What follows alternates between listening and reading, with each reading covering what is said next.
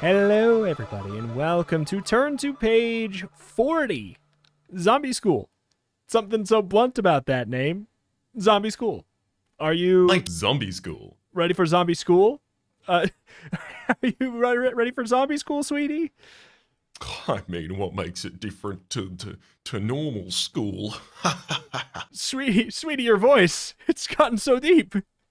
Kids waking up a couple hours before they can handle it and going off to school, not really learning anything, looking at their teachers with blank eyes. I call that a zombie school. Sorry, that's an Australian father. That's every Australian father. Oh, there you are. I thought it was you're gonna say, and that is a Dark Souls character I'm working on. No, unfortunately, FromSoft haven't contacted me yet, despite my continuous, strenuous applications. Yeah, their next game series. It's just gonna take place in a school. It's just gonna be kids, and it's a wild, like, it's just gonna be normal school. It's basically like a life sim, except there's dodge rolling. Look, I would have gotten so much more done in school if I had iframes. Yeah. If I just knew to get adaptability to 20, and then I could avoid so much more of the damage of school. It's true. It's basically the same, but with dodge rolling, some more iframes, and the teachers go a little bit more often. That's basically You go into every single one of your classrooms at the start of the year and you're just like scanning the teacher like, are you patches? No. Are you patches? No. Are you... Anyhow, people who enjoy Dark Souls are familiar with that. For the rest of you, welcome back to Zombie School, the Goosebumps book we're holding in our hand. The art for it is good. However, I don't know if I have almost anything to say about it. I have a couple things to say about it. So it is a zombie kid holding a lunch tray, looking up at the camera, and it is the epitome of, do you have any games on your phone? He's got the drool coming down, and he's just staring at you so blankly. Also, his pupils are different sizes. I don't know what that's about. Yeah, he's got the Bowie effect. So he got in a bar fight at one point, and one of them's permanently dilated since. People think that he has heterochromia, but he doesn't. He just has one dilated pupil. Yeah. But I guess, yeah, that's it. That's all I have to say. I just mainly was like, that's all I could think of is the cover looks like a zombie kid going, do you have any games on your phone? That's what you're missing if you haven't seen it. Yeah. And it is also kind of unique to be in a position where you have macaroni and what look like bean stems on your plate, and they are indistinguishable except for the color. I will say, as someone who ate lunch in America at school, that is just accurate, though. Oh, right. Sorry. My apologies. This is a very accurately rendered picture of inside an American high school. My question is, what the hell is the thing in the bottom right? There's like it looks like a bun. So one would say like, oh, it's probably like, I don't know, a burger. But underneath it, there's, it looks like a burger that doesn't have a bottom bun. Yeah, it looks like a breaded loaf of some kind of meat stuff sitting directly under. It's wearing a roll as a hat. Effectively. Yeah. It's not really a burger as much as a very, very jaunty little katsu. It's strange, but, that's enough of the cover. We don't get into Goosebumps in order to go, yes, that of course is completely normal, and I feel nothing as a result. Let's move on. Feeling strange is good. Beware me. Beware! So read this book from beginning to end. You are totally happy as you settle into your new school, Rainwash Boarding School. Only the best students go here, and you're sure to meet the kids of a lot of famous people, athletes, actors, even astronauts. But Rainwash isn't all it appears to be. Soon you realize that the teachers at the school are brainwashing the kids. And you have to escape before you're next. But how? Maybe you should team up with the girl next to you, who seems just as freaked out as you are. But how can you be sure she's not another brainwashed zombie? You could try sneaking out as part of the class trip. But what'll happen if you get caught? All right. I thought they would maybe be I got the Rainwash right away, But I got it when you said it. oh, I got the Rainwash right away, and I thought they were gonna be cheeky with it. But then they're like, no, we're actually just gonna say brainwash twice in the next 2 sentences. We're gonna leave. We're not gonna hide that one in the slightest. I dig it. It's feels open. Do you want to go to A, Harvard, or B, Rainwash? I mean, kind of Rainwash. I'm pretentious. Let's go Rainwash. Nothing wrong with it. What's wrong with the little brainwashing, anyways? Yeah, exactly. It's filthy in there. Look. You know when you see something and it just has enough folds that you're like, there's dust in there. I know it. If I interrogated this with a vacuum, I would get a couple of bunnies out of you. Yeah. I'm certain that if you just flossed between the lobes of my brain, I don't know. I think it would help. I think there's probably some cruft in there. I just had a visceral reaction to the thought of using floss in my. I mean, hey. Anywho, accepted, the letter says. You still can't believe it, and you've read the letter 100 times. But now you're on a bus headed towards Rainwash boarding school. Yes, it's true, you got in, and with a full scholarship. Some of the most famous people in the entire country went to Rainwash boarding school. You wonder who you'll be sitting next to in class. The kids of movie stars, sports heroes, maybe even astronauts. You fold the acceptance letter and glance around the bus. Most of the other kids seem just as jittery as you are. They may have famous parents, but the first day of school makes everyone nervous. You glance at your watch and you should almost be there by now. You watch the dense forest go by outside. The thick trees block out the sun. Yikes, what was that? Looked like something big moving through the trees. You squint, pressing your face close to the glass. And there it is again. Leap to page 2. A huge black dog stares at you from the trees. All right, next page. No, how do we save it? How do we save it? Its red eyes lock onto yours. Its long fangs glisten. You glance around the bus, and no one has noticed the creature. And when you peer back into the forest, it's gone. That's the freakiest dog I've ever seen, you think. The bus moves through a gate and winding up a winding drive. Whoa.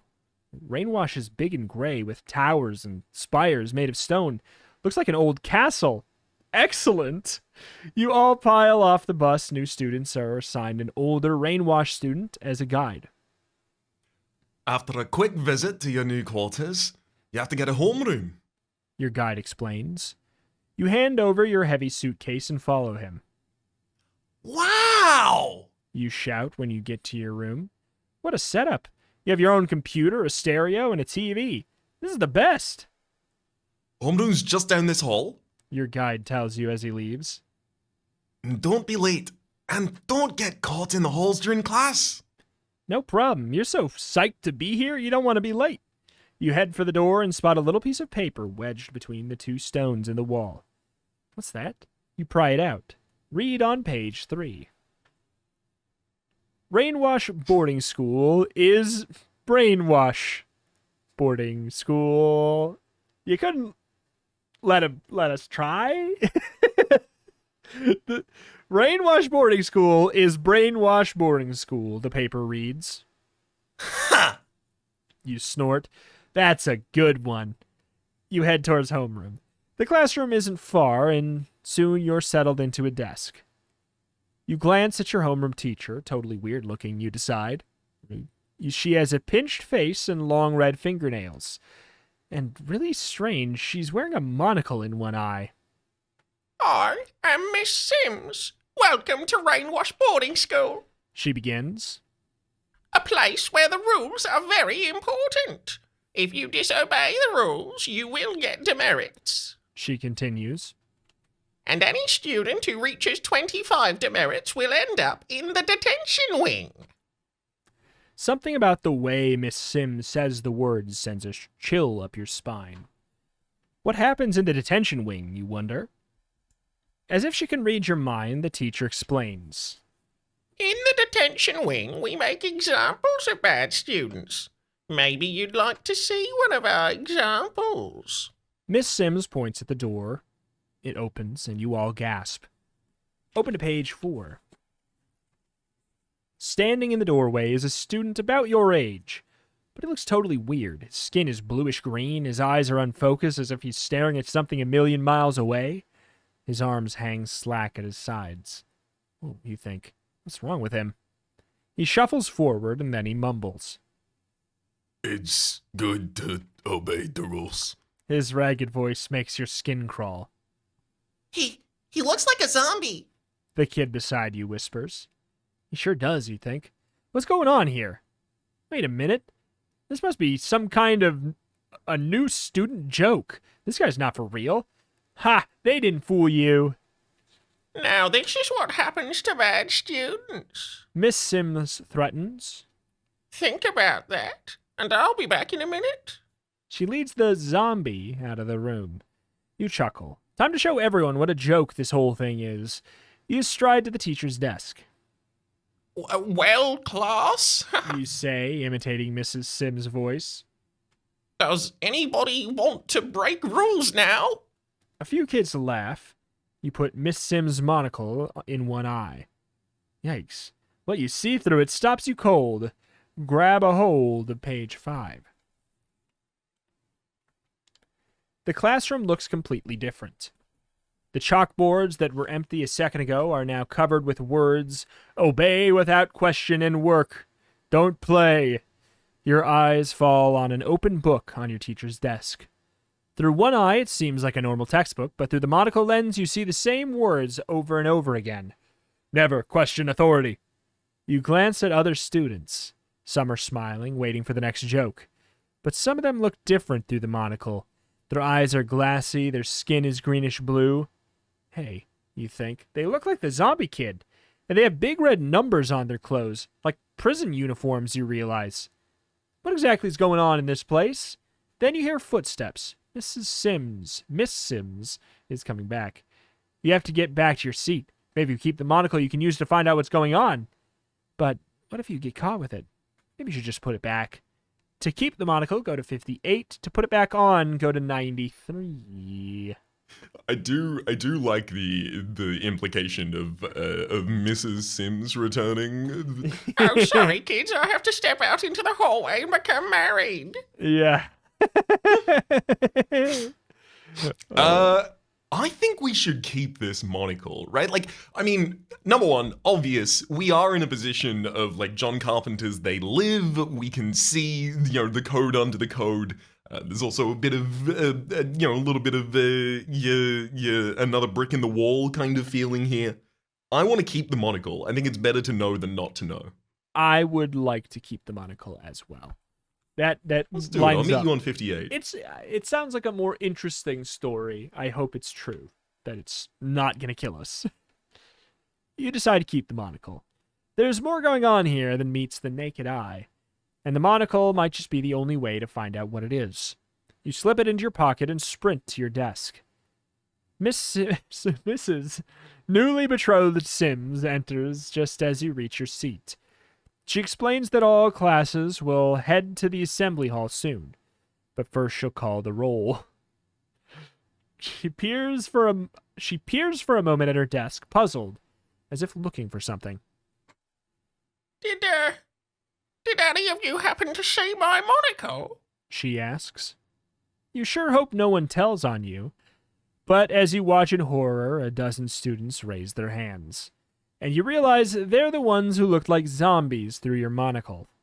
Gulp. Looks like you're in trouble. Get turned in on page 42. Well, These absolute gosh dang narcs. No Narcs. solidarity with their fellow students whatsoever.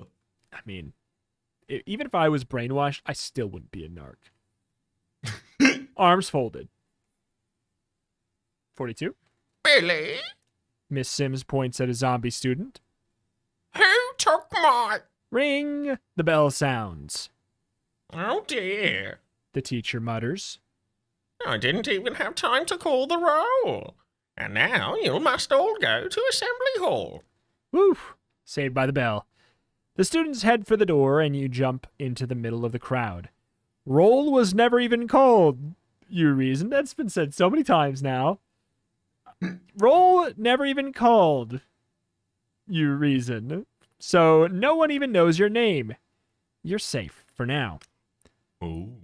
You head for the assembly hall. Crowds of students surge out of every classroom. As you walk, you check out the rest of the school. Seems normal enough, you think. Murals along the halls, drinking fountains, rows of lockers. Maybe the stress of being in a new school is just getting to you, you reason. Maybe you just imagine what you saw through the monocle.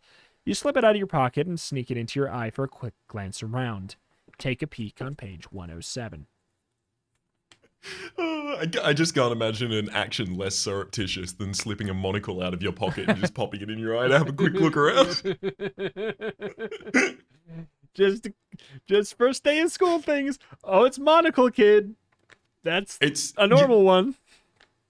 The only two ways it could be less surreptitious or more conspicuous, rather, is if you were to pull up opera glasses or a pince-nez.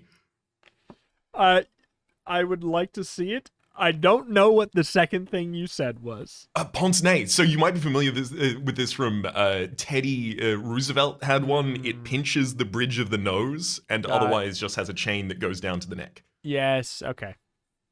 Yeah. True. Oh my god, pince-nez. It's probably French for pince nose. Oh my god.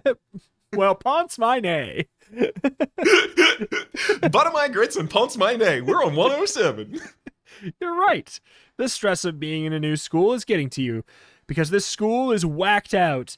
Your breath catches in your chest as you gaze through the monocle. Through its lens, you can see that murals on either side of the hallway have hidden messages in them. Never think for yourself. Work is better than play. Never be in the hall without a pass. One is a little bit less sinister than others. You glance quickly through the monocle at the students crowding the hall. Just like in the classroom, a lot of them have bluish-green skin and glassy eyes, numbers on their clothes that are invisible without the monocle. Playing isn't really that much fun. You hear one numbered student proclaim. That's right. Another agrees. Work is much better. Whoa, you think. They talk just like the slogans on the walls. What's that all about? You haven't pieced together still. You feel a hand on your shoulder. Gulp. Hey, what's that you got there? A voice asks. Take a look on page 60. You turn around and the voice belongs to a student. You catch a glimpse of him through the monocle before you cram it back into your pocket. His skin's normal color, not blue. Whew, that makes you feel better. Those zombie students creep you out. Nothing. You stammer. It's just this thing I found on the floor. He shrugs and turns away. You peer around the assembly hall and see a big sign that says Class Selection. There are sign-up tables along the walls and someone hands you a class selection form. Well, you guess better use it. Pick your classes. Write down four of them in any order from the list below and be sure to include the room numbers. When you finish class selection, the bell rings. So the classes we have to choose from, these are obviously going to be page numbers. Yeah, we have to pick 4 out of the following 6. Art, computing, English, gym, history, science. So I think probably the fastest and easiest way for us to generate a list here is for each of us to go in a serpentine manner, picking 2. Yeah. I was gonna, a draft, but we're all both on the same team. Precisely. All right. You go first. Sure. I'm going to elect to take computing first. 1, 2, 2. I would like art. 103. Are you writing these down or should I? I am. Okay. I would also like to take English on 13. Gym, history, or science? You know, I would never want to pick gym, but for some reason it's tempting. It's between gym and science. Gym, science. Let's go science. Let's do it. Alrighty. I will say, with this draft system, we have picked the 4 I would have picked. Me too. Yeah. Yeah. I didn't think we were at much risk of deviating that far from it, to be honest. I mean, I was thinking there was I was trying to pull myself to pull Jim just to pick something that I wouldn't pick. Mm-hmm. I was just like, maybe I should be a little bit quirky and take Jim just because I don't want to. I liked the time when we played tennis in gym. I didn't like anything else. I liked dodgeball. I liked dodgeball too. You know what? Let's stop this podcast and play dodgeball instead. All right, let's go play dodgeball. We'll see All you right. in a couple of however long it takes to get to America and back. All right, let's pause real quick. Pause. Okay, and then we'll be back in just a few seconds. That was a tough game of dodgeball. I've got bruises all over. How do you throw like that? I have steroids. The end. Yeah, that'll make sense. Yeah, I was like, My steroids are not strong enough, clearly, for me to compete on the same level. I've got the new sequel. I got the sequel to yeah, Steroid 2, Electric Boogaloo. All right, so we're supposed to go to page 135. It's 135. We been picked like- our classes. It's been months since we, read that. You look up from your brand new schedule. Time to go to class. Several teachers instruct the students. Fine, you think. Maybe there you can find out more about what's going on. Turn to the page that corresponds with the room number of your first class. What? For example, art is room 103. If it's your first class, go to page 103. What? Okay, so which one did we do first? 1, 2, 3 is computer studies. All right. 1, 2, 3. All right. Ah! Ah, you yell. You turn and run from the vicious... What? What? 1, 2, 3? Comp? Hello? 1, 2, 2. 1, 2. It has to be 1, 2, 2. This one was 1, 2, 3. Time Anyhow. for computer class. You turn and run from the vicious-looking computer as fast as you can. I was wondering why we started this out by yelling. I mean, class just started, so I can understand it from that perspective, but otherwise, it's a bit out of ordinary. You deleted a file you didn't want to. Oh, Room 122 is full of brand new computers. One for each desk. You sit down and your computer flicks on automatically. Whoa, this is sweet. The girl next to you proclaims. The teacher clears her throat. Today, we're going to find out how much you know about computers. She announces. You can use your computer to do anything you want. Surf the internet, send email, look up information about the school, whatever. Just start working. No problem, you think? You've always had a knack for computers. The girl next to you jumps into her work, but as you try out the programs, your head starts to feel funny. You glance around the room, all the other students seem strangely sleepy. Even the girl next to you is slowed down, her face looking slack and tired. Pretty good machines, huh? You say to her. Must work. She murmurs. Work is important. Maybe you should take a quick look through your monocle and see what's up. You put the little lens to your eye and take a look on page 36. interesting. Maybe there's no monocle-less path, because we got to choose classes, and on the first class page, it's a monocle reference. Yeah. Or the other, I mean, there could be a whole nother path that is just monocle-less %. Perhaps. I think that's glitchless. What you see makes your heart beat faster. Hidden messages flash on your computer screen. Obey without thinking. Don't question authority. Work all the time. There are hundreds of messages going by, and it feels like they're zooming straight into your brain. No, you think. This computer's been programming you. There must be some way you can turn off these messages. You fiddle with a button on your monitor, and the messages seem to fade away. Whew. You decide it's safe to put away the monocle now. Now what? Maybe you should have a look at the school's database. Might help you find out what's going on here. Or you could send an email to your parents. You could tell them to come and get you out of this freaky place. What should you do? School database 105. To send an email, Page 66.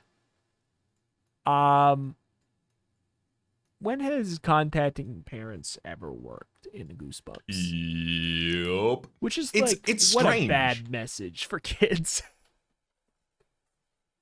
Like, I guess I could see the possibility of, like, it avoiding the bad messaging of, like, oh, it gets intercepted, and, on their side, they receive the email, hello, parents, I am having a lovely time, please send more money. Something like that. I'm a little worried that the school's database is also probably not especially impactful. Like, the teacher's like, oh, check out the database if you want to. What are we going to just log into the database and it's going to be like, actually, we're an evil school. We just really hoped no one was going to open this PDF and check it. Well, it wouldn't even be a PDF, right? It's a database. So it's some sort of Excel database. I mean, some sort of file system like that. Who knows? It's way back when. Hey, exactly. I definitely don't want to send the email to the parents because I am so certain that it's just going to be the sanitized version of it get through to the other side and we think we've done something but we haven't. Then, boy, do I have good news for you about making a decision. There's only one other one. So, that makes it easy. Let's 105 head over it to is. 105. You click on the school's database. Information about the school's founder, Dr. Rainwash, pops onto the screen. Seems he's invented a way of using hidden messages to make people think a certain way. Wow, they really just have that there, don't they? So never mind. You do just double-click the database.exe and it pops up a screen that says, we are evil, here is how. Yeah. Andros says, don't look at this game manual that says you shoot my hands. Okay. Information about the school's founder. Yep. Hidden messages to make people think a certain way. Cool, you think. Just like the hidden messages all around the school and in the computer. This is fun. Almost as much fun as obeying. Wait, what was that? And why did you think it? Could the computer's hidden messages be working on you? You thought you turned them off. Oh well, doesn't matter. You wish you had some work to do because work is good. You raise your hand and the teacher comes over. Could you give me some work, please? You ask. Work is good. That's funny. That's not how you usually talk. But this teacher seems to understand. Why don't you write your parents a letter, telling them how you want to stay here at Rainwash for the next vacation and do lots and lots of work? She suggests. You try and shake your head no, but you can't. Work your way to page 25. So we're gonna... Don't send an email is the send an email path? Mm-hmm. Come on. You nod. I'll stay here during the next vacation. You decide. And maybe even the one after that, to do lots and lots of work. Now, start on that letter. The teacher orders. You click on the word processing program. As you write your letter, you hear a funny sound. As if there's a voice screaming in your head, saying that you don't want to work all the time, that you like going on vacations. That doesn't make sense. Working's the best thing ever. Besides, the teacher told you to write this letter, and obeying's good. Well, with that attitude, we have a feeling you'll be obeying the teachers here at Rainwash Boarding School for a long time.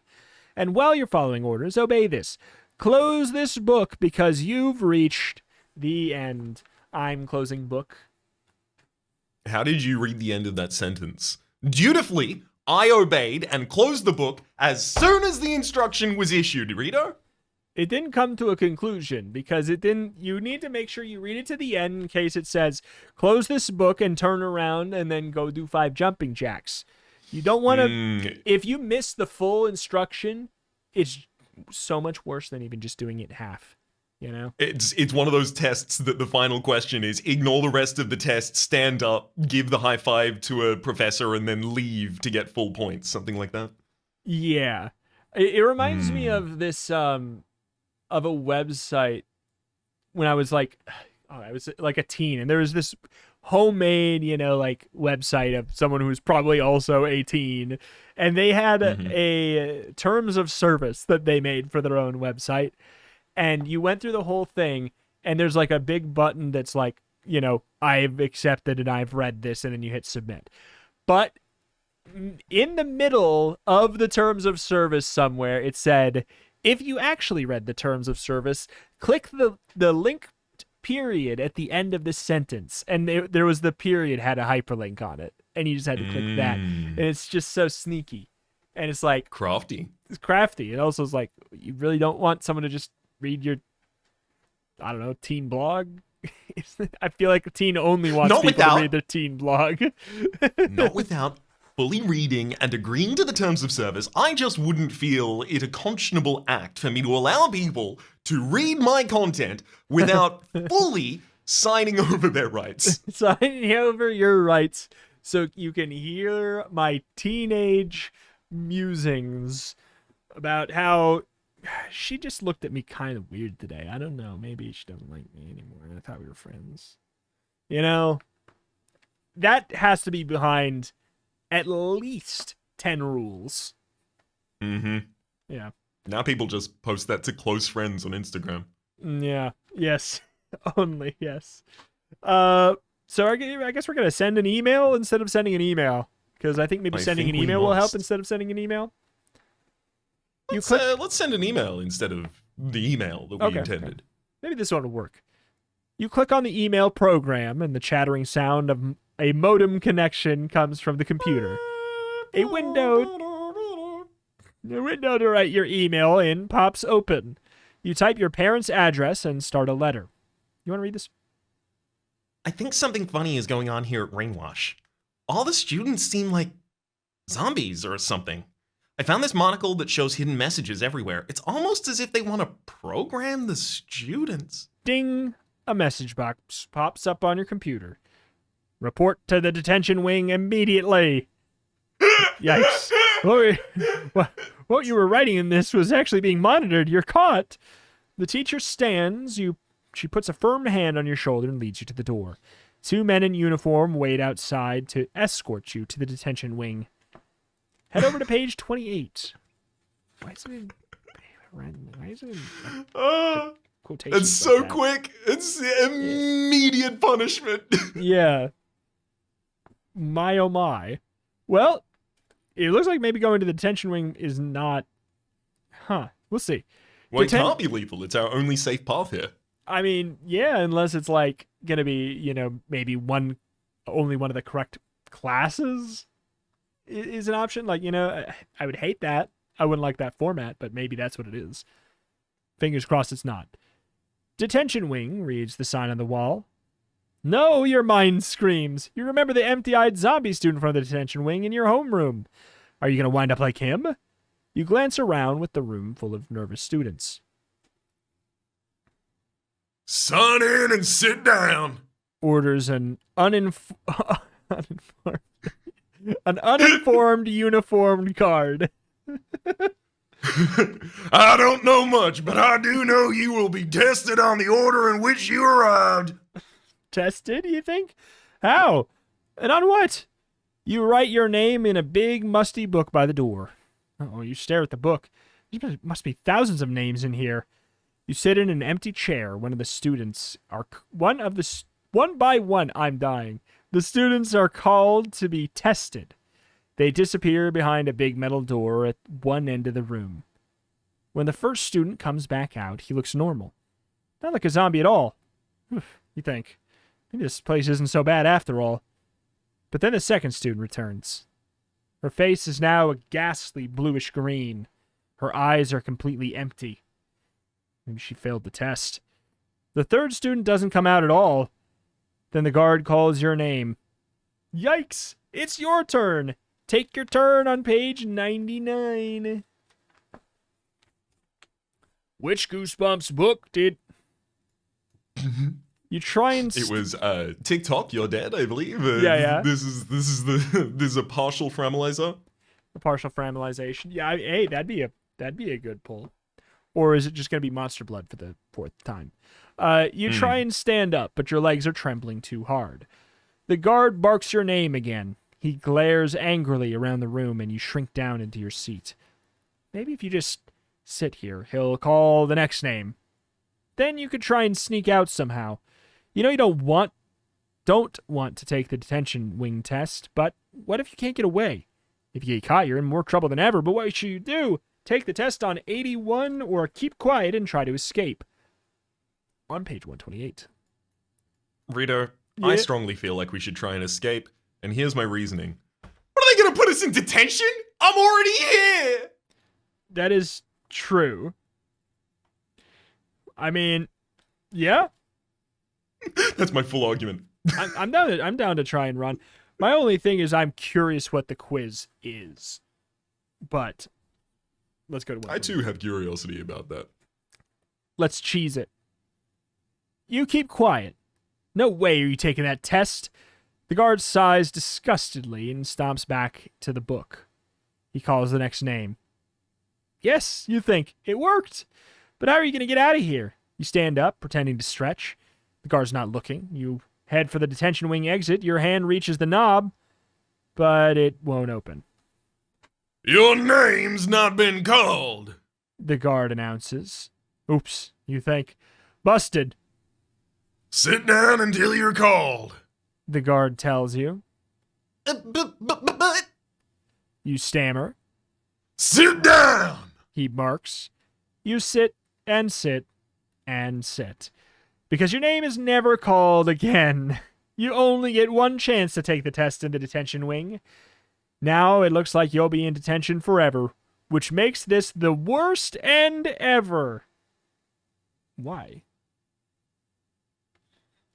You know all of the ends where we were, crushed, murdered, dematerialized, fully Decapitated. framalized, stepped on, decapitated. All of our friends abandoned us. We, were in the vacuum of space. Yep. All of these kinds of endings. Sat They long don't even time. hold a candle to the idea of being in detention Have forever. have you considered sit long time? your tushy might get it's all numb. Oh no, My little patoot. my patoot. Okay, that would be the worst ending ever, to be fair. Yeah, don't want to get a smushy patoot. Don't want to get a smushy tushy. Oh no, it was right there. I was right so, so close. I think we got to take this 81. test on page 81. There's no way to escape, you decide, glancing around the well-guarded room. Here. You cry. The guard points towards the metal door. You walk through the door. A white-haired woman sits behind a huge desk, and she peers at you over her glasses. You shudder. Something in her eyes is positively evil. I am Miss Pierce. You are here because you can't follow the rules. She begins. But even students with behavioral problems are sometimes useful, if they're smart. Useful? I wonder what that means, I'm going to give you a test. Miss Pierce announces. It'll consist of just one logic problem. Gulp. You sit down. There is a mill with 7 corners. She begins. In each corner stands 3 bags. On each bag sit 7 cats. Then the miller and his wife come into the mill. How many feet are now in the mill? You stall. What kind of question is that? You'll never figure it out, Answer the question. Miss Pierce barks. Now. Okay. So there's a mill with 7 corners? So this is what's the word I'm looking for? Is it heptagonal? Because it'd be, if it's 6 sides, does it have 7 corners? That doesn't make sense. They have 7 sides and 7 corners. It's septagonal. There are, 21 bags total. Surely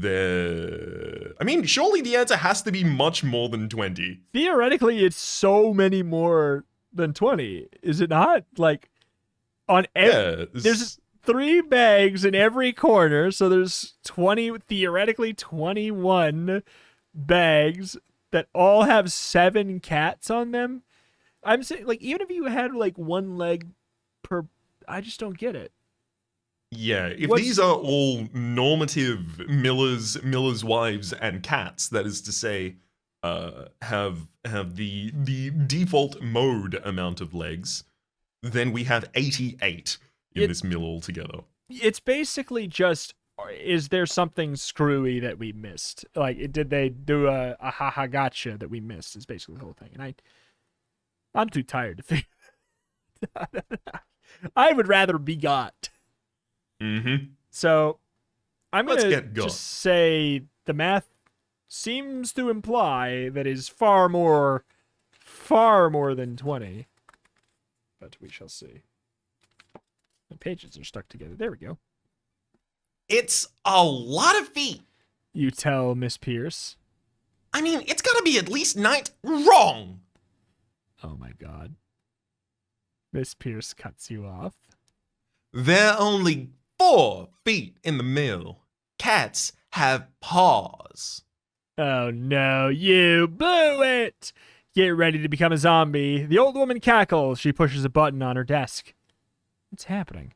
Chair tilts back, metal cuffs clamp over your wrists, robot hands sprout from the back of the chair, and they grab your head and point it upwards.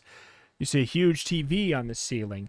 Words race by on the screen, crazy slogans like, "Find the bad students. Student spies are cool." Fill your mind. No, you're being brainwashed.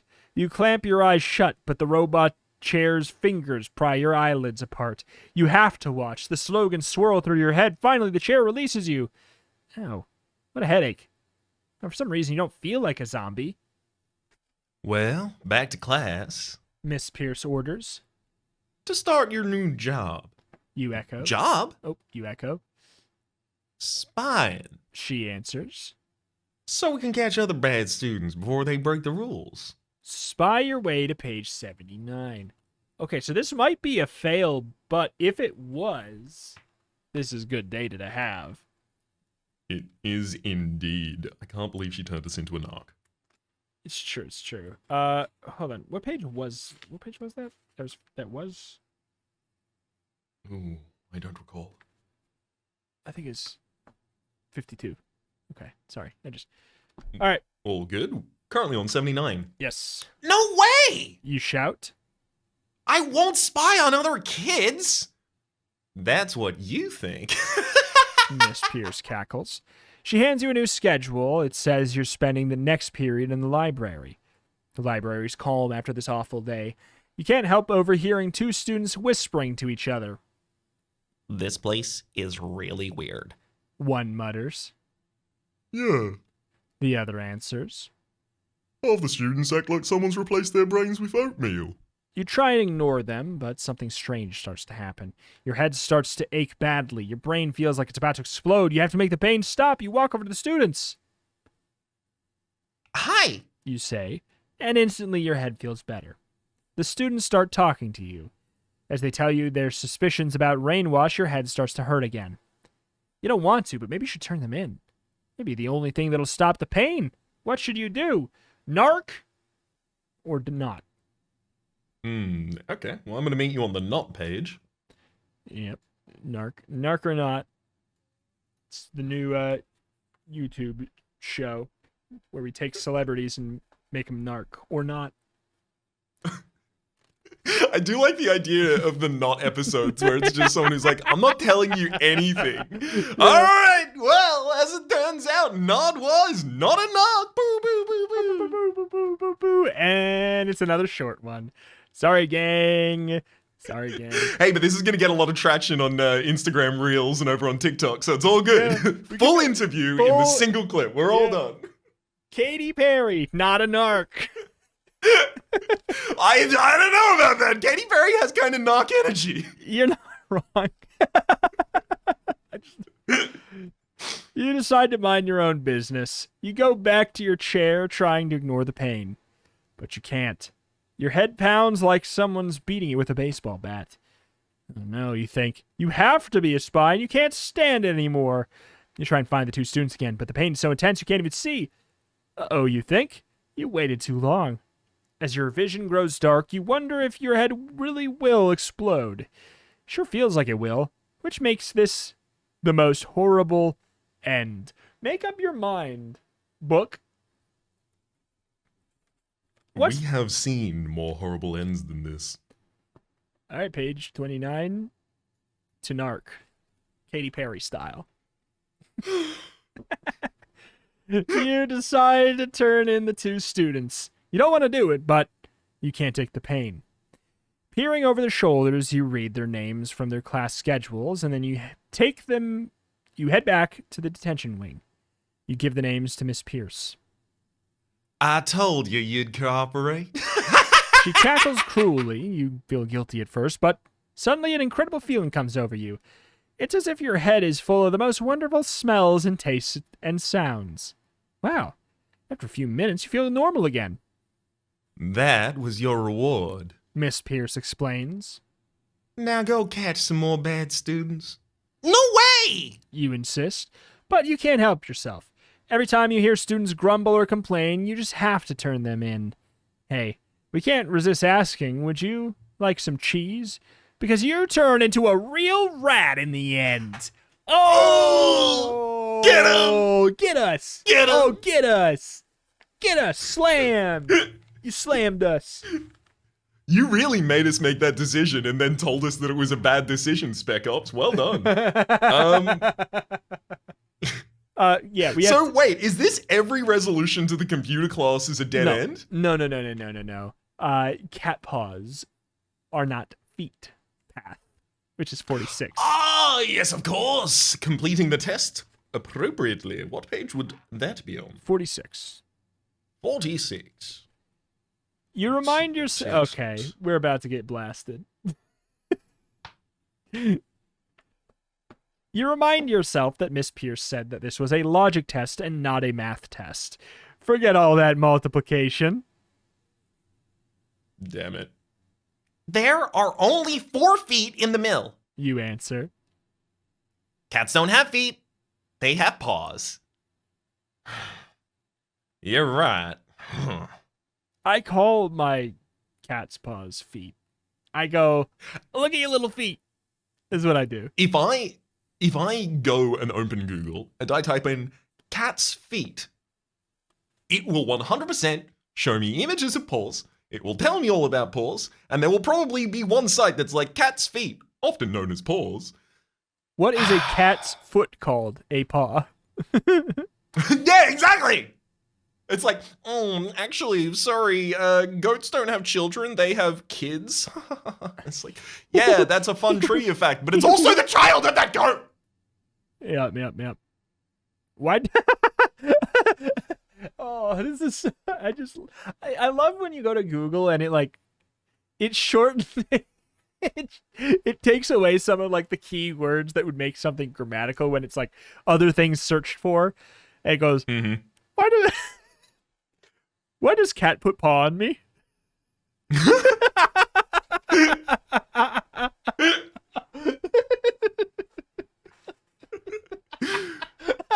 Why do cat paw? Why does cat put paw on me? When my cats put their paws on me, I'm just gonna. Sorry, their feet. Oh, I've been brainwashed. Oh, yeah? I'm gonna go. Why cat put paw on me? I'm gonna look at them dead in the eye. Why cat put paw on me? Okay. Page 40. What? 6. Yeah, we're on 46. Forget all that multiplication. There's only 4 feet in the middle. You answer. Cats don't have feet, they have paws. You're right. Miss Pierce grumbles. She seems disappointed. Whew, you passed. Now you won't get turned into a zombie, You're smarter than you look. she admits. Smart enough to be useful. Take this book and go in there. Miss Pierce points at the door. Uh-oh, you think. That's not the door you came in. You glance at the book she gave you. Ancient Greek History, the cover reads. We didn't pick that class. You shrug and go through the door into a room. It's full of students reading intently. That's funny. They all seem to be wearing weird hats. You sit, open the book, and pretend to read. Out of the corner of your eye, you peek at the student next to you. Wait a minute, you think? She's not wearing a hat. Ah, it's some kind of tentacle on her head. Head to page 133. What? Yeah, it's about brain slugs o'clock. Oh my god, this is barely any pages left in the book after that. Oh my, right in the back. Your eyes scan the room wildly. It can't be, but it is. Tentacles, like an octopus, clutch each of the students by the head. The tentacles all lead to the back of the room, where they're attached to a giant, horrible creature. It's covered with scales and has a huge head. You've got to get out of here. You spring to your feet, but it's too late. The tentacle wraps around your head and forces you back into the chair. Read to me. What? There's some kind of voice in your brain. Read to me about ancient Greek history. Ah! Let me out of here!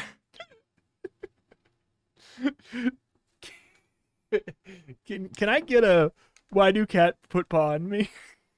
Why do cat put paw on me? Let me out of here, you yell. No! The voice shouts. You have to read to me, or I'll suck your brain dry. A dizzying sensation comes over you. The creature wasn't kidding. It's starting to empty your brain. You open the book and read.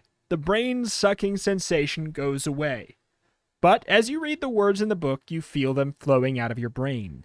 They're flowing straight into the tentacle on your head. Go to page 120.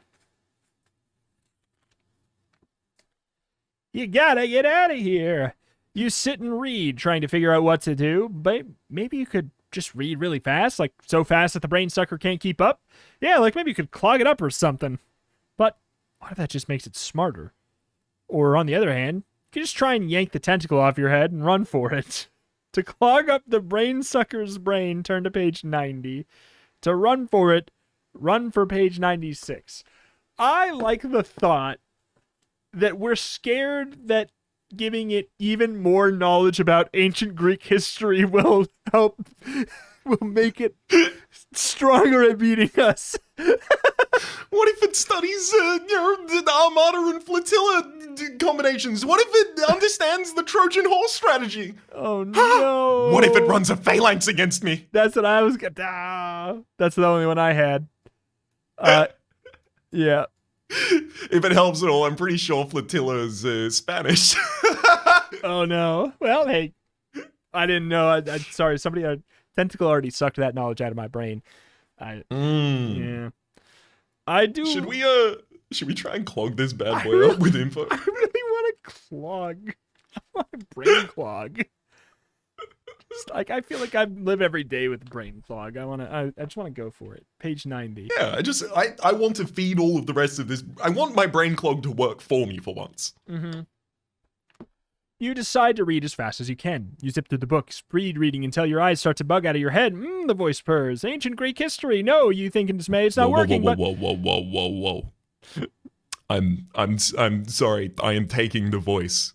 I know. I'm just trying. I was just trying to meme the speed read part to clog it. Oh, I see. I couldn't wait. The joke did not permit. Please take the voice. We've zipped through the book, speed reading until our eyes begin to bug out of our head. The voice purrs. Ancient Greek history. No, you think in dismay. It's not working. But what if everyone in the room does the same thing? Read as fast as you can! You shout to the other kids. The girl next to you looks puzzled for a moment, but then she starts to read furiously. Her eyes scan the words faster and faster as you plunge back into your book. No, slow down. The voice complains. No, that's too many words at once. Yes, it's working. You start to hear the voices of other students in your head as they read faster. Algebra and chemistry and social studies all echo through your brain. Their thoughts are leaking over to you. The brain sucker must be losing control. Everyone read like crazy! You yell. No!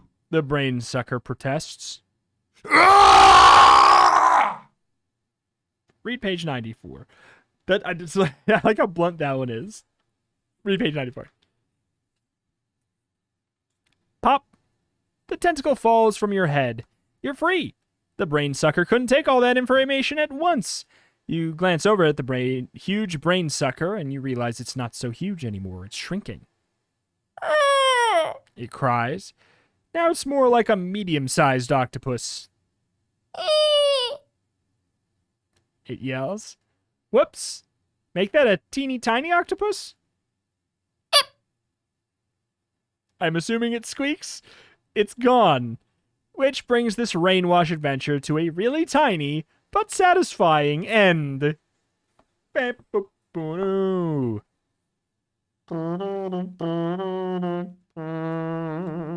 mean, dang. that doesn't. This is neutral at best for an ending. We have escaped a tentacle. No one gave us a car. We don't have a TV show. And God forbid, we do not have a bike. We don't even know that we're out of the school. That's true. They could easily just put another one on. It's just, we escaped what in like any other path would just be like, okay, now make another decision. Like, I mean, wow. All right, I guess we go, should we just, curiosity for rounding out the entire path, go to like 96 or something? Yeah. Take it off the head? All right. You decide to run for it. You grab the tentacle on your head and pull as hard as you can. Stop! The brain sucker's voice screams in your mind. No way! You shout, yanking at the tentacle. Oh dear. The brain sucker thinks. Not another zombie. What does it mean by that, you wonder? Pop! The tentacle finally starts to come loose. Whoosh! What's that sound in your head? You can't think about that now. Run! Oh, weird, you think. Working so slowly and clumsily. You stumble to the door and reach to open it. Miss Pierce stands on the other side. Oh dear, if only you children wouldn't always try to escape like that. Now all your brains are leaked out. Well, back to class with you, I guess. You stumble back to class. After all, you have to obey. That's all a brainless zombie can do in the end. Well, this is remarkable. They let us take 4 classes, but we're only allowed to do 1. yeah, I do wonder what's up with that. So yeah, that fully exhausts every possible option in the computing class. I guess I thought they'd be more like interconnected. And then there's like there's no way to logic or like without literally saying, I guess we go all the way back to get to another class. I thought it'd be like, well then go on to your next class. And maybe that is the thing in one of the other ones. Maybe it's like a quick short death and then they go to the next class in your list. I don't know. Well, I am legitimately quite deeply surprised by this. I am as well. It brings us to a weird situation where we're 57 minutes in. I don't feel fully satisfied by the path, but if another one is just that long, then we got a problem. Like, so, I mean, what do you want to do? You want to take a look down one of the other? I think we should, at the absolute least, because... Let's go to art. Yeah, exactly. At the absolute least, because the first was my selection in computer, and it would be nice if we also managed to pursue your first draft in art. What number was that? 103. 103. 103. I have a sneaking suspicion since it's the first one, it might be like a quick death. You know, it was the first one on the list. Mm-hmm. So my hunch is like, that ain't gonna be good.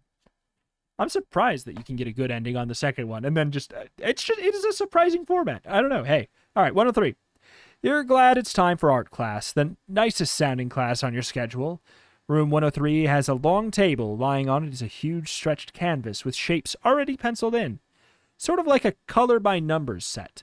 The teacher, a woman with paint smeared on her smock and glasses, passes around the paints.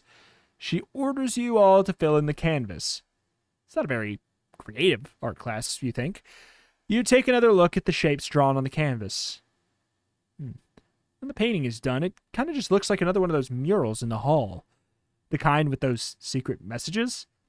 You slyly put on your monocle in front of your eye and peer at the canvas. There's no hidden messages on the mural. Maybe once the paint is applied? You turn and see an open can of paint sitting unused on a low shelf. Oh, it's bright red. So bright that staring at it makes you dizzy. You remove the monocle and stare into the can again. Without the monocle, the paint looks perfectly clear. You feel yourself smile. This gives you a great idea. You find yourself drawn to page 23. You wait until the teacher isn't looking. Then you reach over and dip a brush in the quote-unquote red paint can.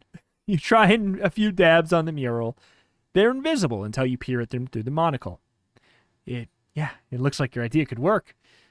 What if you painted your own slogan onto the mural? You could write whatever you want, and no one would see it. But just like the other hidden messages, maybe it would change the way people around here think. You could write, "Let us go home," or "Play is fun." After all, you want to do something. You can't just wait around until you wind up brainwashed. Of course, if the teacher saw your message with a monocle, they'd know something was up. And if you get caught, you'll probably be in a whole lot of trouble. You remember the homeroom example student that spent to the detention wing. You don't want to end up like that. Should you risk it?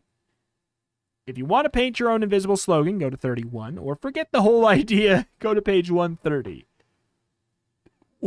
Classically, we do not need to be scared of the detention wing. We've been there, we've seen the horrors, and we've existed in that space for forever, canonically at least. We conquered in another it. timeline. Perhaps it's time to raise a little hell. I'm down with it. I'm also confused, like, what would just forget about the idea even be? Like, just I guess you would just, continue class, I guess. Instead, you write the original slogans. Work is fun, play is garbage. You decide to risk it and paint your own slogan. Maybe you can beat Rainwash boarding school at its own game. You watch the teacher carefully. Once your back is turned, you jump into action. You dip your brush into the invisible paint, and then you reach out and paint the first thing that comes into your head. "Let us go home," in huge letters. And you maybe should write a message for your fellow students. Something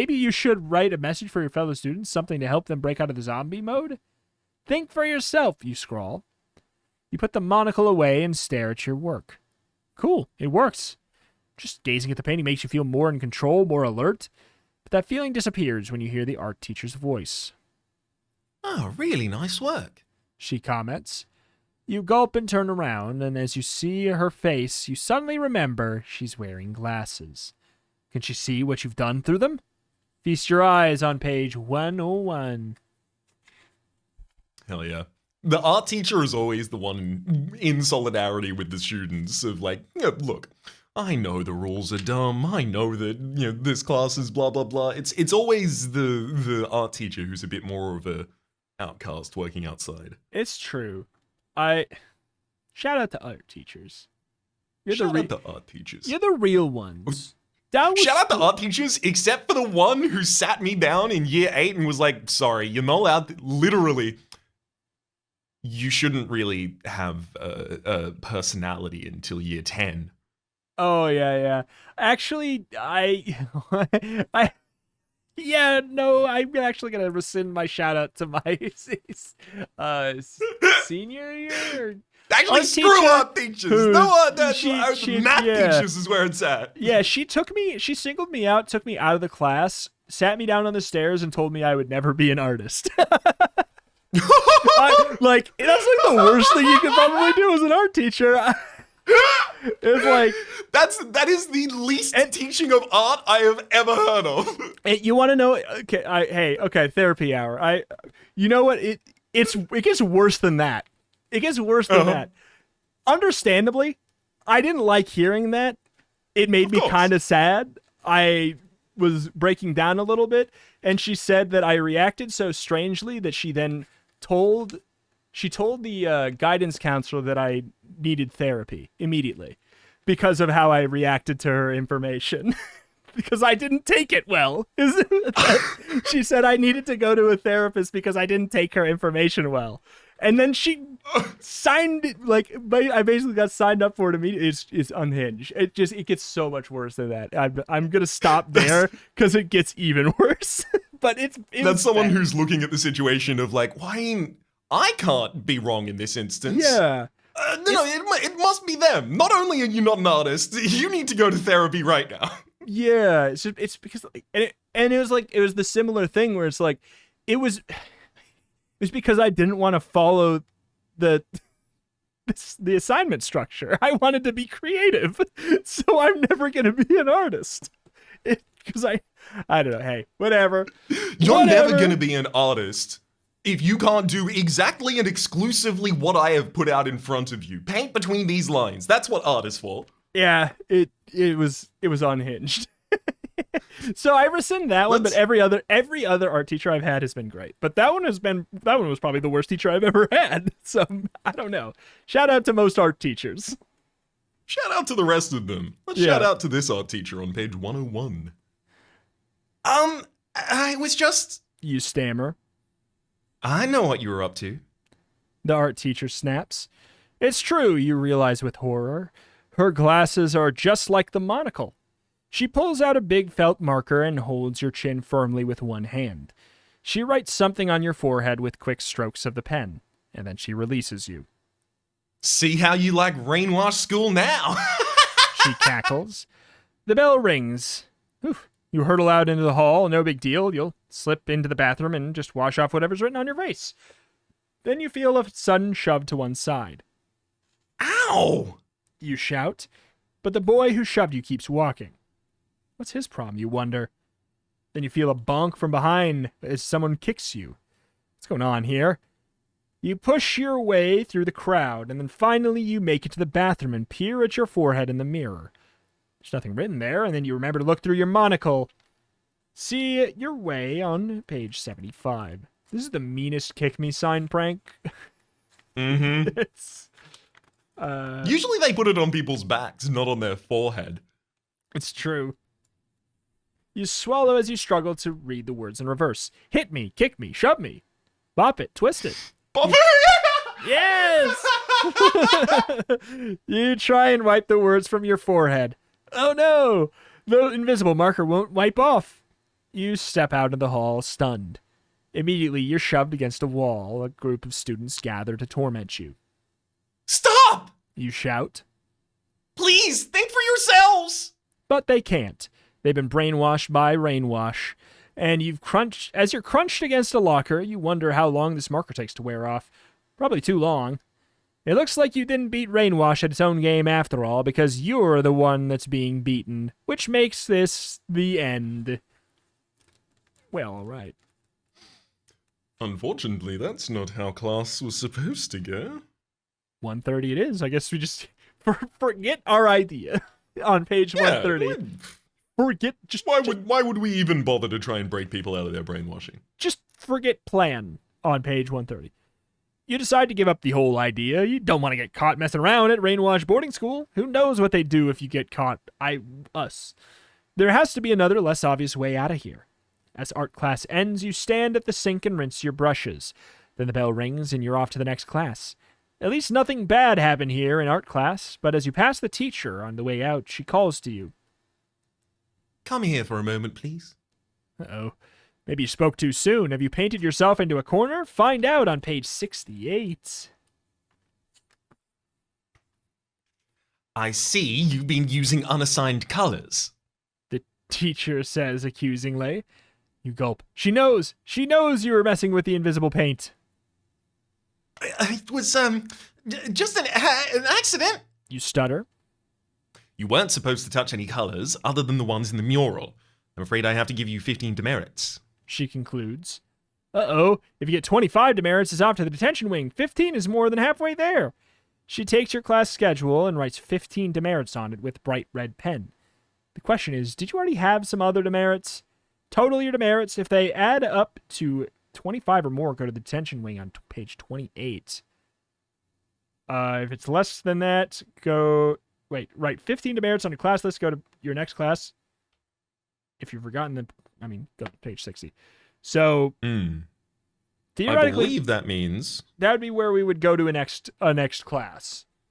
I think the fact that art is short and has this demerit point system means that computer was like a locked off path by itself, and the rest of these create one side. I'm happy to continue to engineering if you are.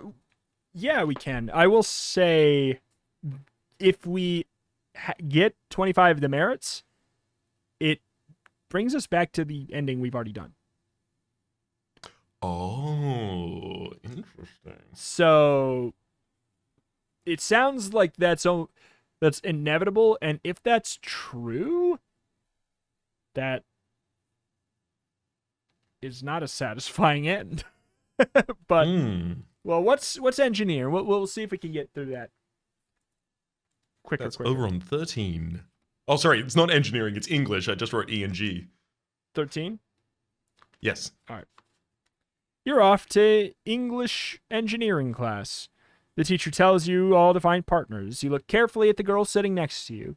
What if she's one of the zombies? You wish you could take a look through the monocle, but if the teacher saw it, you'd be in trouble. Want to be my partner? You offer. Okay. She answers, peering back at you suspiciously. Maybe she's also noticed that things at Rainwash are a little bit weird. I'm Kate. She mutters. Is this your first year? You nod. She looks relieved. Mine too. She tells you. The teacher hands out assignment sheets. You and Kate have to write an essay or story together. The suggested themes are... how you could be injured while playing. And... what bad things happened the last time you disobeyed? Great topics. Kate mutters with a smirk. Maybe we could think of a better one. You suggest. Oh, I've got a really interesting idea for a story. Kate tells you. What's the idea? Find out on page 132. Whoa. Kate leans closer. Okay, how's this for a story? Some new students arrive at a boarding school, okay? And it's a really creepy place. And all the kids there seem to be brainwashed. You swallow and lean even closer. Oh, Kate's on the same wavelength as you. At least someone else seems to have noticed that Rainwash boarding school is totally creepy. Maybe you should show her the monocle and show her what it reveals. And then you two could try to together find a way out. But can you trust her? What if she's really one of the zombie-like students just trying to trick you? Maybe you should play it cool and pretend you don't know what she means. Show her the monocle on page 72 to play it cool 49. I mean, we know there are student spies. We know there are narcs. Surely we have to play it cool until we can pop the monocle up to our eye for a little bit and check the coloration of the skin. Well, that seems bad. See if they're a zombie. In the "are you a corpse" context. Yes. 43 or 49? 49, I believe it is. You decide to play it cool. After all, Kate might be a spy for the school. Apologies, I'm making my way there. Maybe we should write an essay about, You stammer, trying to remember the suggested topics. The consequences of disobeying. Kate rolls her eyes. Oh, I can't think of anything more boring. Her hand shoots into the air. Yes?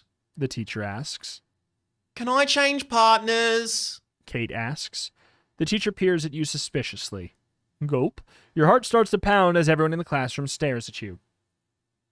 Well, if your partner isn't cooperating, maybe the two of you should work alone.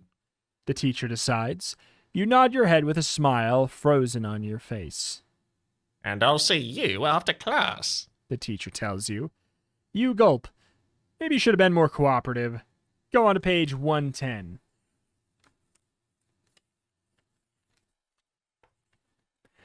You try and write your essay alone, but you can't concentrate, knowing that you'll have to face the teacher after class. What does he want to see you about? The bell rings. You go up to the teacher's desk, handing him your paper. Glares at you through narrowed eyes. If you can't work with other students, you'll never succeed here at Rainwash boarding school. He scolds. You nod your head and swallow.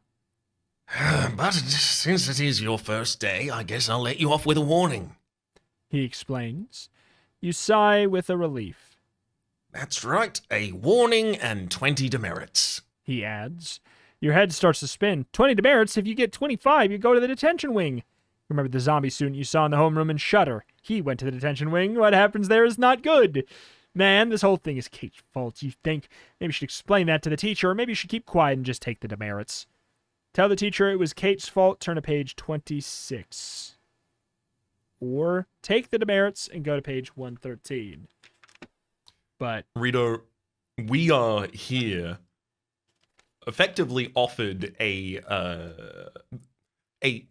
summative thrust of a point, which is to say, we are offered the choice between accepting our meager previous medium successful win of popping the brain slug and just hoping there aren't any more and hoping that we manage to escape. Or we narc. Those are our two options here. yeah, We've been clear the entire time. We aren't narcs. 20. Well, if we take the, Should we? if we take the demerits, I mean, okay, well, Yeah, let's go. All right, let's go to 113. I'm not necessarily pushing one direction as much as I'm just saying that we spent the entire time talking about not being narcs. We're given one opportunity to. I'm with you. I'm to say that I don't think this decision matters. Let's go to 113. Let's do it. You decide not to tell on Kate. After all, no one likes a snitch, Katy Perry. Oh, Kate E. Perry! The teacher asks you to hand over your class list. On it, he writes 20 demerits with big red pen. Your heart sinks when you read the words. It's not my fault if you think one last time. The question is, have you reached 25? Yes. If you have, you'll be taking a trip to the detention wing. So, theoretically, we'd be going to the detention wing. Mm-hmm. Which takes us through the exact same path of Yes. the test, and we either become a zombie or we manage to slug, destroy. Yes. So theoretically, let's move over to 26 instead then, which is if we were a snitch. Right? Sure. Let's do it. Let's see what would happen just- if we were a just snitch. So because we I have would- I 15 just points wanna- of demerits so far. Yeah, let me just humor me because you'll see. Sure. 26. You decide to blame Kate and be a snitch. After all, why should you get the demerits for not going along with her essay idea? You quickly explain about the essay she wanted to write. The teacher seems shocked. Then he nods his head. Well, we'll have to put a stop to Kate's little tricks. He announces. You gulp, feeling guilty already. You hope that nothing too bad happens to Kate. But we don't approve of tattlers here either. Ooh. The teacher snaps. 10 demerits for snitching, and 10 demerits for Kate as well. Whoa, you expected Kate to get some demerits, but you can't believe you got them too. That's kind of unfair. The question is, have you reached 25? Yes. If you have, you'll be taking a trip to the detention wing. So, canonically, we're locked out of both. And to be clear, it's not, if you have less than 25, it's not, well, then go to this page. It's go to the next class. So it really does seem like we're kind of locked into that ending we sort of kind of got. It does seem that way. I mean, alas. we had- This, I guess, makes, like, for the first Goosebumps, that we have not ended with a strictly good ending I mean, at some point. I know, but it's weird because it literally says it says that it's a satisfying end. Ironically, in that ending, it says this comes to a satisfying end. I mean, what was the final class we had? I mean, Science on page 64. we can give it a shot at this point. I'm giving the book one more shot, but honestly, Let's peep it it seems without like we peepers.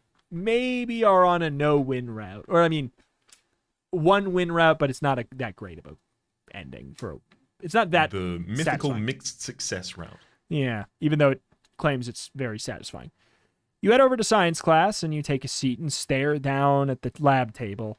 In front of you are some nasty-looking instruments. They include a scalpel, scissors, and a long, sharp tool that looks like it belongs in a dentist's office. What do you need those for? The teacher calls the class to order. She holds up a tiny electronic device between two fingers. Okay, class, today we're going to learn about bugs. She announces. Now, not the creepy, crawly kind, but the electronic kind that picks up a homing signal. She picks up another device about the size of a TV remote control and she flicks it on. and it begins to beep. The beeping gets louder and faster as she moves the remote closer to the bug. You'd be impressed if you weren't so sure that something strange was going on here. Of course, these bugs are also good for keeping track of people. The teacher adds. Then she puts something else on her desk, and you gasp. You can't believe her eyes. It's a human arm! Try and stay out of harm's way on page 91. Your stomach churns as you stare at the arm, and then you realize it's not real. It's just a plastic model. Whew. Some bugs are so small that you can put them anywhere. The teacher explains happily. Even under your skin. Why would you want to do that, you wonder? A strange coldness starts to trickle into your stomach. What sort of science class is this? Here at Rainwash Boarding School, we like to keep track of our students. She says. So today, we're going to show you how to put a bug in a human arm. The teacher smiles. But why use this plastic model? We have so many healthy young specimens right here in class. Today in science, we're doing dissecting. But why use these smelly old cadavers? Just... what the hell? The teacher smiles. She peers around the room. Any volunteers? Volunteers, you think? Is she kidding? No one makes a sound.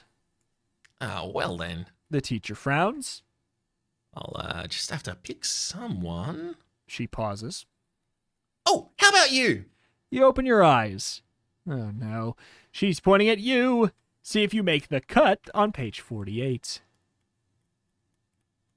But I... You stammer. Yeah, nah, you'll do nicely. The teacher interrupts. Come up here right now. You look around frantically. Is there a way for you to get out of here? The only door is right next to the teacher's desk. You're trapped. You shuffle nervously to the front of the class, and the teacher takes your arm and stretches it out onto the table. First, a little rubbing alcohol and some anesthetic. She dampens a cotton ball with something from a brown glass bottle. Whatever's in that bottle feels cold, and a numbness creeps into your skin. Your eyes widen as she picks up the scalpel.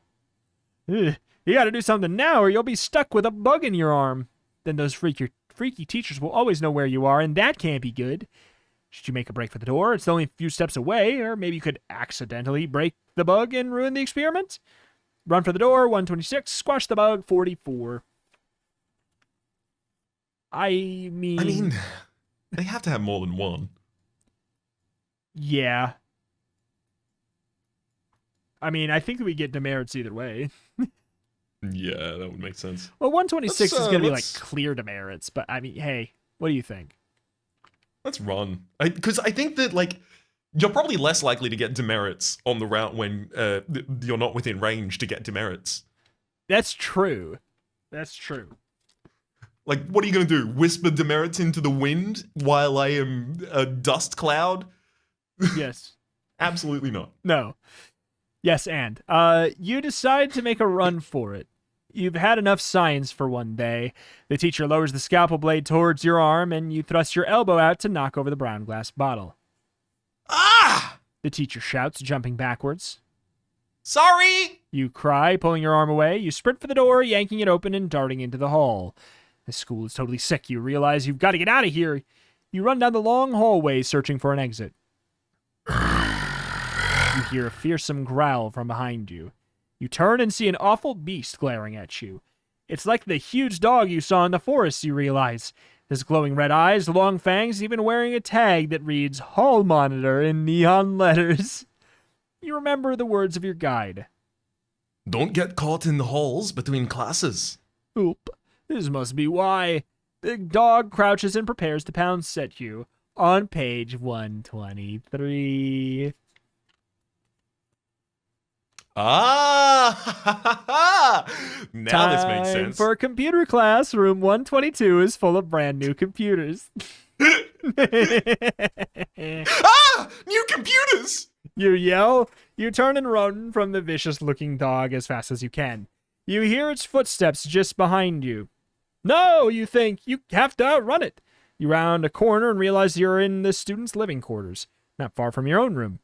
You dart down the side of the hallway, and there's your room. You put on an extra burst of speed, you twist the handle, and you're on your door as the huge dog leaps. Open up on page 65. Sorry, teacher, there's a misprint in the book. This says the dog has footsteps, where we know it has paw steps exclusively. Boom!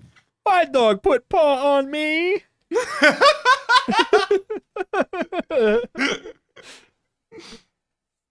How get dog put paw on me? How get dog put paw? How get dog put paw? 65. I recently walked a friend's dog with them, and it was a very large golden retriever poodle mix. Congratulations. And it would just lean against everyone constantly. It was so adorable. Oh. I'll put dog on me. I'll get dog. How get dog? Dog store? The door to your room swings open, and you tumble through and shut it tight behind you.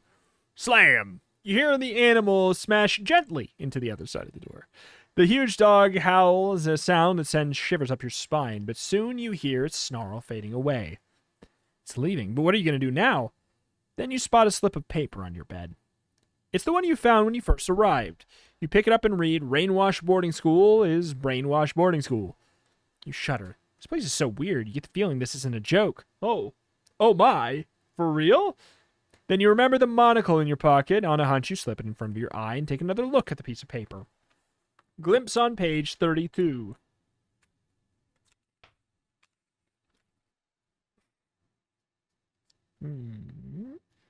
I fear we found the real full story. Through the monocle, It's possible. you see that the piece of paper has a secret message. You found a secret lens. It reads, Good work. Welcome to the Runaways. Whoa, you swallow nervously as you keep reading. Join us. Follow the map on the other side of the piece of paper. Leads to our secret hideout. Join him? Huh. You turn the paper over, and sure enough, you see the map of the school and the grounds, and a message that says, Use the hall pass hidden in the cracks to get through the halls. You fish around in the hole where you found the note. You find an old crumpled piece of paper labeled Hall Pass. Okay, you're going, you decide. The map shows the way, so you steal into the hall, keeping both eyes out for the hall monitor dog. You gasp. What's that noise? You turn a corner and you find yourself face to face with the huge angry dog. Two shadows move behind it. Correction, make that 3 huge angry dogs. Maybe you should use the hall pass. The note said it would get you through the hall safely, but dogs can't read. Shouldn't you be running like crazy? To show the dog the hall pass, 106. To run like crazy, page 30. How get dog read? How teach dog read? I couldn't understand zombies. But dogs that can read? Whoa! Dogs that can glow orange and summon storms? I mean, 106. We want to. We're not friendly enough with any of these dogs for them to be enervated by that power. That is true. We need more power of friendship, and I think to do that we need to first teach them to read. I think let's do it. 106. Show them Goosebump. You decide to show the dogs the hall pass. Maybe it'll work. You thrust the crumpled piece of paper towards the lead dog, and the beast growls and takes a step forward. Your heart pounds as its sharp teeth come within inches of your shaking hand. The dog sniffs the paths. It barks in your face. You almost jump out of your skin.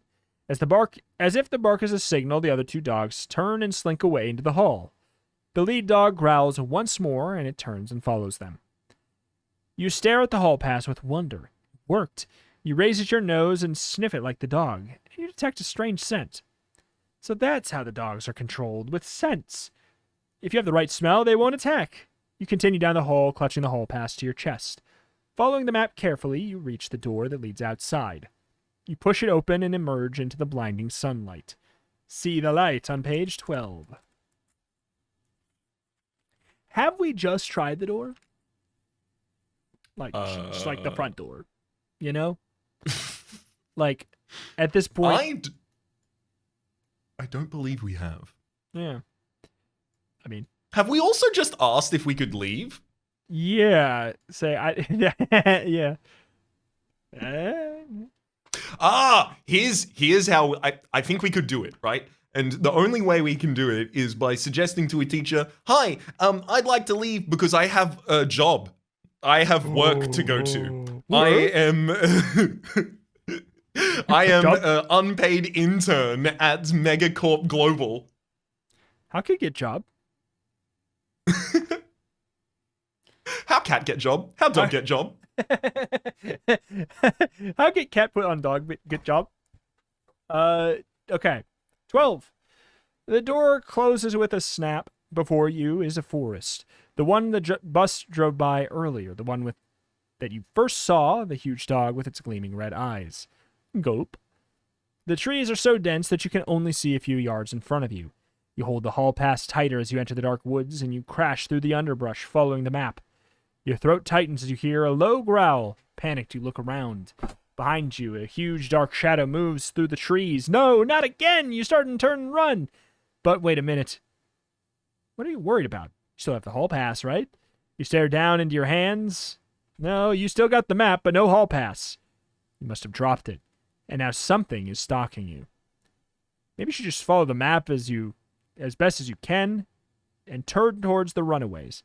But you don't want to meet up with the dog without a hall pass. Maybe you should search for it first. Follow the map on page 97. Hall pass on page 84. We absolutely need to go to 97. We've used the hall pass. They don't give you 2 consecutive chances to use the same thing and for it to work both times. One of them's always wrong. Yeah, I think it's going to be like I guess that was just the ones that were brainwashed could, whatever. Some is like it says one thing, is do your job. And these dogs don't have a job. So these are this dog's job is actually to rip my throat out of my neck. These are unemployed dogs. So you decide to follow the map. You can't be too far from the runaway's secret hideout. You move quickly, quietly. One wrong turn could take you into the jaws of a hungry beast. You can still hear one of them stalking you, crunching heavily through the bushes. You glance down at the map, and finally you reach the spot where the runaway's hideout should be. You peer around frantically, but there's nothing here. No! No, you whimper. You fall to the ground exhausted. There's nowhere else to go. You hear a growl. See a dark shape a few yards away. Yikes. Then you hear something. Voices. They're coming from a cave opening. You can just make it out behind a line of bushes, and you rise and run toward it. You burst into a brightly lit cave, and it's full of kids. They stare at you suspiciously. You thrust the map towards them. You stutter. Welcome to the Runaways, one of the kids announces. Get on the welcome wagon on page 87. Hell yeah, it's Lost Boys time. Let's go. That was going to be the other podcast. The name was taken. Legitimately? I'm not joking. Yeah, that's 100% true. Hey, if they ever had to be clear, Lost the TV show, if they ever had a Choose Your Own Adventure Lost book, oh my god. Someone send it to us. All right. We would be over the moon. Or someone let's commission a Lost fan fictionist Choose Your Own Adventure book. Back at the Runaways cave, everyone seems really happy to have you around. Finally! One of them exclaims. A new member to break the tie. The tie? You ask. Well, we have 2 plans for destroying Brainwash boarding school. A girl named Allie explains. And we've always had 12 members. Every time we vote on the 2 plans, each one gets 6 votes. So we need another new member to break the ice. Another runaway chimes in. Guess I'm lucky number 13. You mutter. Great. Your first 5 minutes has run away, and you've got to make an important decision. Listen up on page 74. It's like when you walk into any town in a Bethesda RPG. Oh my god! Oh, so good to see you! Can you please decide the rest of our lives for us now? Yes, please. We have a very complex political problem going on here, and our town of 216 is split completely down the middle. We need one more vote. You look tall. Could you help us sort out our hierarchy? Yeah. Over on page 74. Yeah. So I think we should gain control over those huge dogs that guard the school. Allie says. The teachers control the dogs with smells. So we snuck into the school and found the bottles of scents they use. The problem is, A dark-haired boy named Max interrupts. we don't know what each scent does. Well, we know how one scent works. Allie insists. The dogs don't attack when they can smell it. We can test the others. No way! Max exclaims. My plan is to escape to town. Then we can just tell everyone what's going on here. Yeah, but is anyone gonna believe us? Allie asks. We can sneak in and take pictures of the detention wing first. Max explains. I took some cameras from a science classroom. With pictures, they'll have to believe us. All right, now you've heard both plans. Allie states. Now, everyone for my plan, raise your hand. Some of the runaways raise their hands.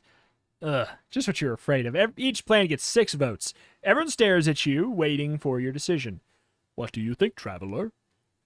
But both plans are crazy, you think. Trying to control killer dogs, breaking into the detention wing. You wish there was another plan. Too bad you can't think of one. To go with Allie's plan, cast your ballot on 34, Max is 67. I mean, I do like the brave and daring. The Allie's plan here. Use dog for good. How make dog... Use dog for good. How make dog take down the man? We knew from page 2 that we needed to end up on this path, and we're here. Let's use dog for good. Yes. How use dog for good? 34. You raise your hand high. I vote for Allie's plan. You say. Let's try to take control of the dogs. Yes! Allie cries. That's crazy. Max mutters. I'm not gonna be the one to test those scents with those maniac dogs. Fine. Allie retorts, grabbing your arm. We'll test them. Then the dogs will be in our power. Wait a minute, you didn't volunteer for that. Allie shows you the bottles containing different scents. Okay, so the teachers use this blue scent for making hall passes. She explains. The dogs won't attack you if they smell it. We'll make sure we're wearing plenty. But we think this scent in the purple bottle makes the dogs attack. Be careful not to get any on you. Goop. You take a step back from the purple bottle. Also, either the red or the green scent actually makes the dogs obey you. Allie continues. But we don't know which one. Choose carefully, Max taunts. or you'll be dog food. Your eyes dart between the red and the green bottles, and which do you choose? I've got a vibe. I would love to hear your vibe, because I also have one. The paint is red. And it makes obey. Damn it. Is it It's different than- contrary to mine. Red is color of anger? No. So, we have 3 primary colors and 1 compound color. We are currently going to be coated in blue, and purple makes things get attacked. If we put red on top of our blue, is it possible that we will be, like, mixing scents in the same way that people mix paints? Yeah. And we will have a purple scent on ourselves that the dogs will attack? I think that's probably more what they would go for. That's a very Goosebumps red and blue make purple. Like we know that you as kid know that. So yes, I think that I think that that's apt. Let's go 22. You decide to choose the green bottle. Allie sprays you both with the scent in the blue bottle, the one for making hall passes, and she saves the green bottle for when you meet the dogs. You head back through the woods towards the school, and soon you see glowing red pairs of eyes gathering around you. You hear the panting of the monstrous dogs as they stalk you through the forest, and you start to tremble as you emerge into a clearing close to the school. Who voted for this crazy idea, you wonder? Oh, yeah, you did. The beasts step out into the open, baring their teeth and growling. When Allie holds out her hand, one sniffs it and backs away. They're not attacking. The scent in the blue bottle works. Then Allie turns to you and sprays you with the green. The dog's ears perk up. When they start to crowd in around you, they move in so close you can feel their hot breath on your hands. A strangled cry of fear escapes your lips. What's happening? Are they going to attack? Find out on page 76. I think you're right. One dog opens its mouth, its long, jagged teeth shine in the sun. It lunges forward and licks your hand. The green scent works. All the dogs yelp happily like little puppies. Come along, little doggies. You command, heading for the school. They follow obediently behind. A few teachers in the hall point at you and shout, Runaways! But the dogs turn on them with fearsome growls, and the teachers scamper away. With the dogs on your side, nothing can stand in your way. You guess you'll be running things from now on. Maybe you can even deprogram all the brainwashed students to regular kids again. After all, who said you can't teach an old dog new tricks? The end. That is a much better ending. Much better ending, and it's at the end of all 4 freaking classes. This is a doozy length episode. We took the scenic route to a good time. Yeah. So, I mean, not to do it no justice, though. I still want to make sure we express our thoughts, which is to say, boy, the whole demerit system all funneling you into the one ending that's not very satisfying is a bit of a bummer. Yes, that's not that, as well as the art, the class structure that you have the ability to possibly just choose computer at the start and then be locked into a path where you can have no possibility of a positive ending. Look, I didn't necessarily love that. However, things were written really cool, and a lot of the premises were really, really fun. Yeah, I like the setting. I also just really, really like, the references that it's wearing directly on its sleeve. Like, the obvious one is John Carpenter's They Live, wearing the sunglasses and being able to see the messages underneath advertising and typical things like that. Obviously, as I mentioned previously, the Brick in the Wall, Pink Floyd. Another one that came up at a certain point was when we were being forced to watch subliminal messages by a chair that had clamped around us and Lost. had pulled our eyes open. Exactly. Just like in Lost. It's similar to A Clockwork Orange, the Ludovico technique. So, like, they're drawing all of these direct references from adult and classic prestige horror media, which is really, really interesting and fun to spot. Especially because, like, this is contemporary to, like, the release of 2 of those. It's true. I thought it was fun. I enjoyed it. The only bummer pulling it back really was just the structure, and I think that's it's unfortunate in the setting where it's like we're doing it podcast styles. That feels like it has a bigger weight than it probably would if you. Well, I don't know, as if you were just sitting and reading it, but I'd say probably not, because it would probably feel really. Maybe it'd actually be more annoying if you weren't doing it podcast styles, because we like kept going back, dipping and double dipping, triple dipping and quadruple dipping so that we could have an ending that didn't feel like just kind of a cop out. So so I don't know. Yeah, no, I never mind. I take it back. I rescind it. I think it is kind of a not my favorite structure. But yeah, I agree. I think the writing was kind of fun. I liked the way they were playing around with the brainwashing, where sometimes like the narrator was talking to us as if we were already brainwashed. I thought that was kind of a fun angle on it, instead of it just saying you feel like you are, it like sometimes going in to say we're like, after all, you love work. Like, I think that like playing around with it in that way was kind of fun. And yeah, I like the kind of mysterious, yeah, like the mystery angle in a school. I think I think it's a fun playground. And overall, I liked the book. I'm glad we got a good ending. The endings just being kind of the weakest parts, I think, is fine. I tend to agree.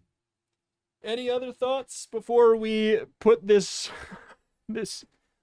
chunker to rest? I think my very final thought is that it is really cool that on page 2 we encountered a dog and we're like, oh, what's the path that gets us to... And then at the very end, multiple like fake outs of the possible ending of an episode of like, I mean, maybe we'll end on not a possible... And then we end up getting the dogs on our side and just taking over the school with a pack of dogs. Couldn't be more satisfying. Deus Ex Dogana. Absolute. Loved it. Yeah. Well, alas, do you have the list of our executive producer? Okay, then I will not stall for time. Thank you muchly. Thank you muchly to executive producer of this episode, Alex Dredd. Executive producers are pulled from the patreon.com/turn-to-page-cast supporters. If you'd like to help support the production quality of the show, things like our ability to have picked up the intro music that you would have heard at the very top of the episode, as well as art for ongoing, different, expansive versions of the Turn to Page canon, then you can find that, again, over at patreon.com/turn-to-pagecast. Thanks again to Alex Dredd, our executive producer of the week. Thank you, Alex Dredd. Thank you. On top of that, like, also just... funding, just straightforward. Today we read from a physical book, Zombie School, the physical book, because it's not online. So shout outs. That was kind of like the big first goal of the Patreon. Huge thanks to the people who are supporting over there that made this not a big dumb stupid decision to just get a whole bunch of these extra books so we can do these extra episodes.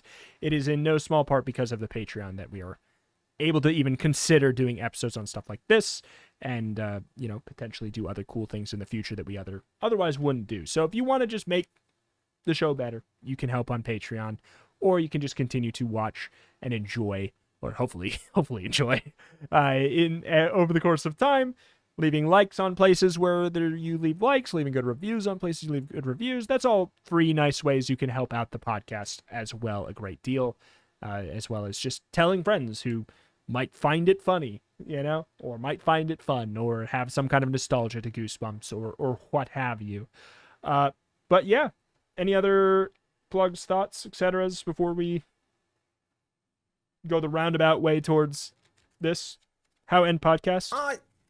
I think none in particular on my side. All right, then that's gonna do it here for this week on Turn to Page.